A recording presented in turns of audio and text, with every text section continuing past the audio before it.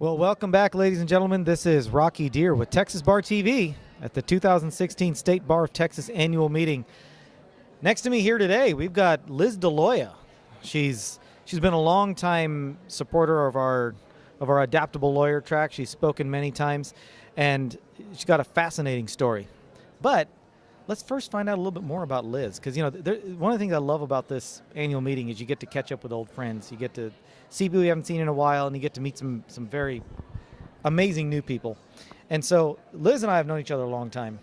But first of all, Liz, let's talk a little bit about your background and the kind of law you practice. What's kind of brought you to where you are today. I'll give you the Reader's Digest version. I actually started my career as a truck driver. And after driving for a while, I went to college and got a degree from Hampshire College in Amherst, Massachusetts. Ken Burns, a famous alum of ours. So that's the only claim to fame we have. I went on from there and I wrote my thesis on trucking deregulation. What are you going to do with a BA in political economy and public policy? You're going to go to law school, so I did. I went to Brooklyn Law School. I continued to drive during breaks and summers. And I litigated freight claims when I got out of law school. So I was still really interested in trucking. And one day I was sitting on the subway and I saw a picture of Florida and I thought, I'm ready to get out of New York. So there was an old ICC practitioner I was working with, and he introduced me to a source for a job in Florida. So I worked in-house for 10 years for less than truckload, and tank line carriers in a variety of roles: general counsel, VP of HR and safety, and a lot of compliance work. And then I worked at Office Depot for 13 years.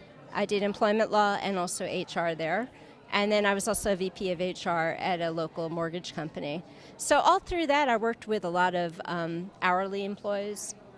And I really started to understand the challenges that they had, especially in the recruiting space, that are so different than salaried people. For example, hourly folks don't often have resumes, and increasingly they don't have computers either. They skipped computers and went right to smartphones. But I looked around and I thought, wow, there's great ways for people to apply for jobs on LinkedIn and other platforms, but there's not really anything out there for hourly folks. We need to change that. So I launched HR Virtuoso. All right, so let's talk for a second about HR Virtuoso. And you've told me about it, but I don't think everybody out there has heard the story. So tell us what it is. HR Virtuoso is recruiting software that we sell to companies. And what it does is it helps them increase their candidate pool by making it easier for people to apply for jobs. The company has a more diverse selection of candidates, so they can pick the best people for the job. So have you basically given up the practice of law, or are you still doing it? No, I still do quite a bit of HR consulting also, especially with complex project management. A lot of wage and hour work these days with the FLSA changes. So I also work on reductions in forces and other projects like that. So now let's talk for a second about, and this kind of goes back to, Liz gave a talk during the Adaptable Lawyer Ignite session. Let's talk about being a startup. I mean, you went from, most of the time, my experience with lawyers, probably yours, is we tend to be a bit of a risk-averse group. Very much so. Overinsured, all that good stuff. Oh yeah. I mean, if your insurance lapses, it's like that King of the Hill episode where you hole yourself in the house and don't go anywhere.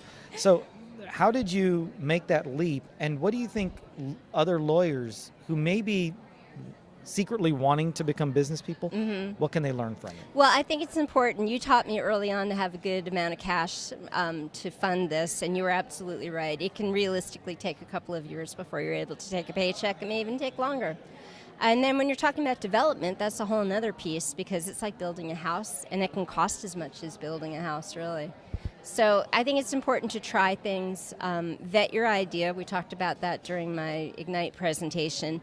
As lawyers, we have a tendency to want a non-disclosure agreement, confidentiality agreement before we talk about anything. I found that there's not that many people quite as crazy as I am to actually build a software platform. I vetted my idea with the nerdiest recruiters I knew here in DFW. I talked to a lot of hiring managers and people like that. I talked to a lot of hourly people as to what would really make it easy to apply for jobs. And in all those discussions, not one person took my idea and said, I'll go build it. I kept a little secret sauce in my back pocket, but I think it's important to vet your idea and make sure you're really solving a true business problem.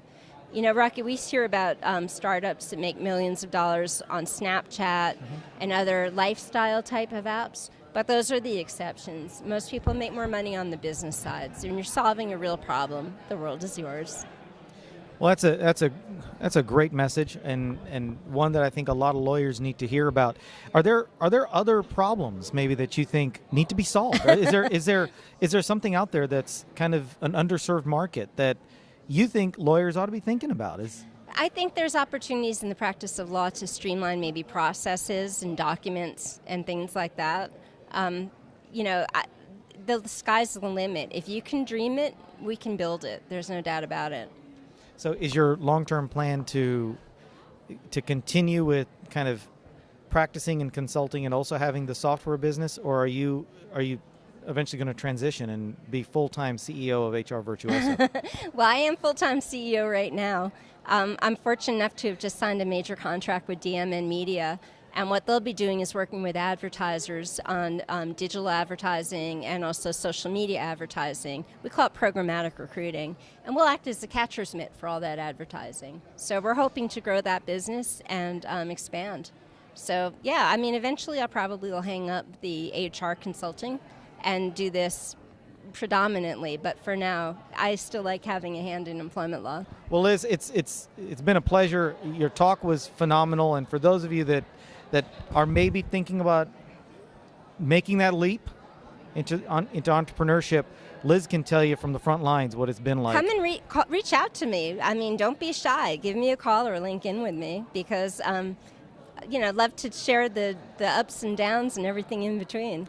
HR Virtuoso. HRVirtuoso.com. So look her up. And Liz, thank you so much for being here.